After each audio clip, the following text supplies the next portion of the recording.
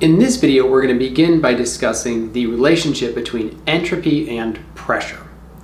So to begin with, let's think about a simple system where we have two ideal gases with a movable barrier between them. So this line here represents kind of a partition between our two gases.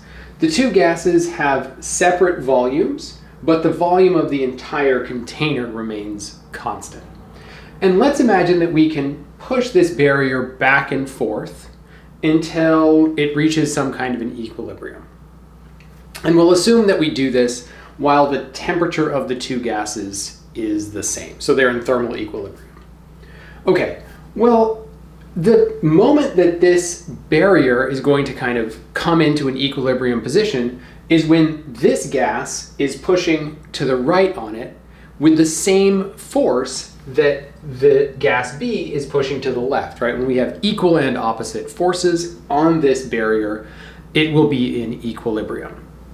So the idea here is that when those forces are equal, it's really because the pressures are equal, right? Each of these gases has a pressure associated with it.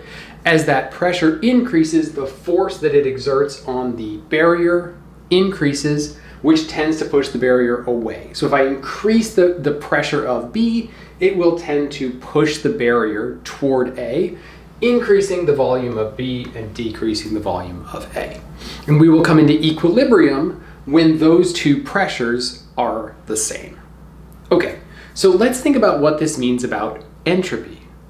Well, if we look at this same system from an entropy standpoint, what happens is that the entropy of a system is related to its volume. More volume means more entropy, right? Because there's more ways of rearranging the same number of particles in a larger volume. So it gives us more possible microstates and therefore more entropy. Now, if we assume that we have some total entropy. So this is kind of an approximate graph of the total entropy of our system for some made up system here of VA and VB. And what we see is that the total entropy is fairly low when we have all of the, so this is a graph of VA, the volume of A. So if VA is very low, we're cramming all of the VA particles into a small area, decreasing their entropy, while we have the VB particles having a lot of space to move around.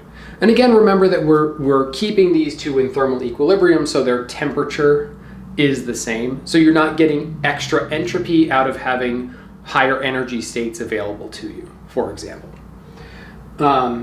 So we would expect that as VA increases, it's going to gain more entropy than VB loses, which will increase the total entropy of our system.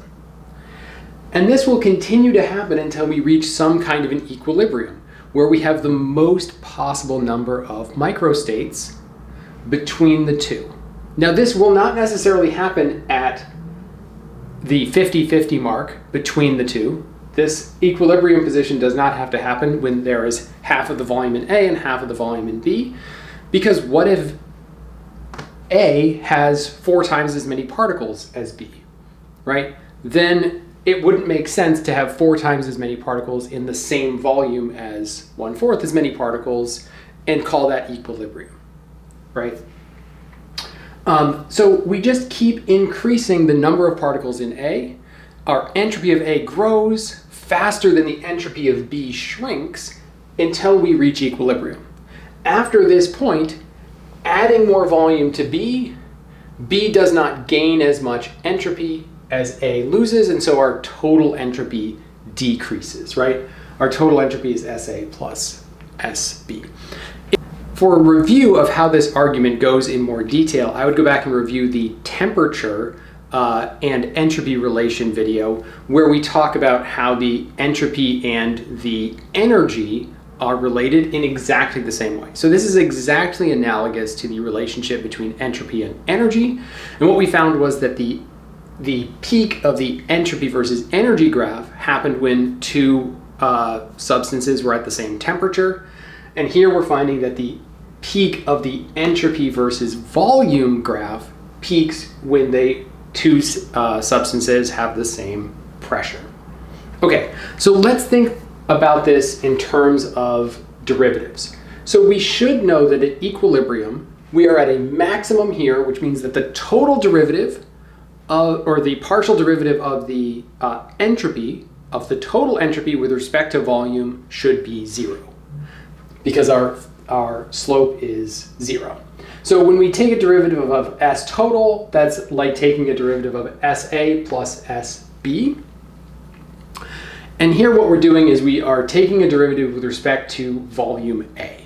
We could do the same thing with respect to volume B. It doesn't matter because VA plus VB equals a constant. So if I pick VA, I have already defined VB, right? So there's only one free variable here, right? If I choose volume A, then volume B is fixed by the total volume of my system.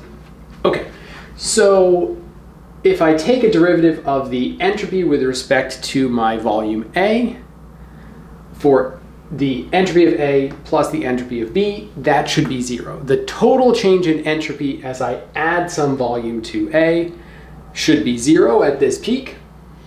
And then we just make a switch of variables from VA to VB for this term here, such that we just end up with a derivative of the entropy of B with respect to changing the volume of B.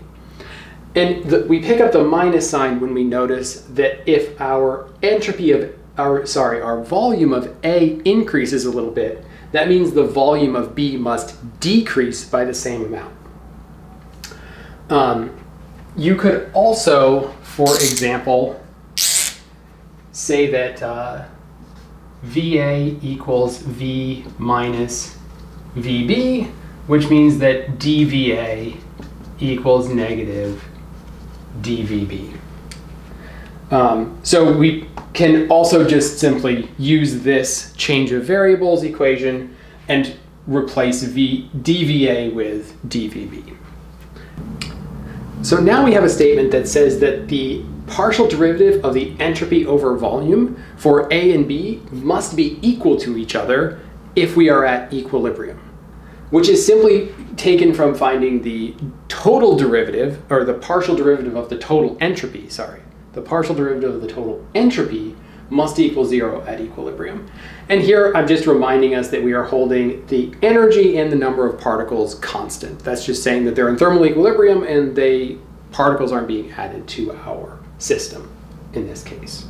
Okay, so now we have two statements that must be saying the same thing. One is that in equilibrium, the pressures of these two substances must be the same. And the other is saying that the derivative, or the partial derivative of the entropy divided by the volume of these two substances must be the same. And so because these are both true statements, both true equalities for equilibrium, we can relate them to one another. And what we're going to do is we are going to define pressure as being the temperature multiplied by the partial derivative of S with respect to volume. So we can define the pressure of some substance by this value here.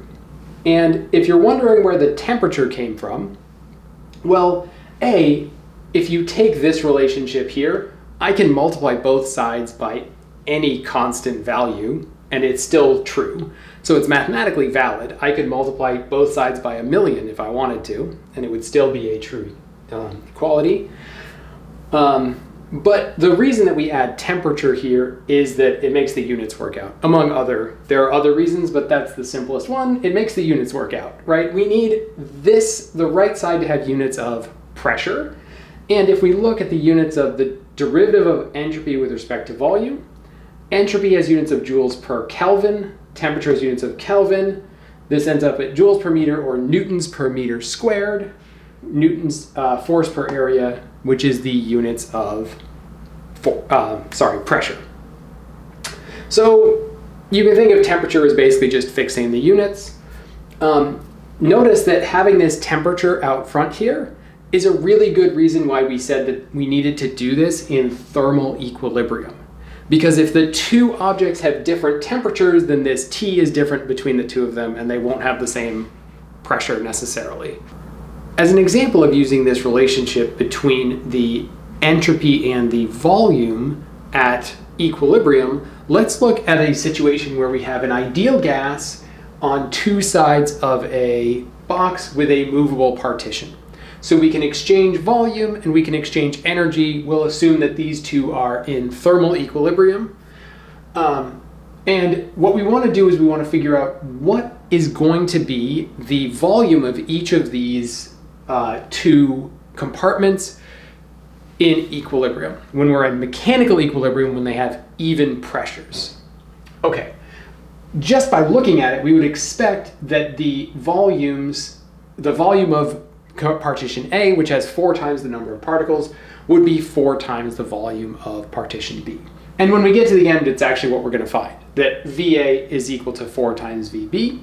So there's 4 times as many particles, which takes up 4 times as much space. Okay, to find this result, let's look at this equation. This is the equation for the total entropy of a ideal gas, a monatomic ideal gas. So it has 3 degrees of freedom. This is equation 2.49 in Schroeder, if you want to look up where this comes from. Okay, so we start out and we say, okay, well, let's take the derivative of the entropy with respect to A. Everything is constant, and we can actually pull just this lnv term out and push all of the other terms into their own separate terms, which will have a derivative of 0 because they don't depend on the volume. So our derivatives are actually a very simple form. They just go like number divided by volume multiplied by k. Okay, in equilibrium, we know that this equation is true. The entropy gained by A must equal the entropy lost by B as we exchange volume, which leads to this simple form here, where the ratio of the number divided by the volume for each of the compartments must be equivalent. Then if we just plug in that NA equals 4 times NB and cancel out the K's on both sides, we find that the volume of A must be 4 times the volume of B, just like we would have expected at the beginning.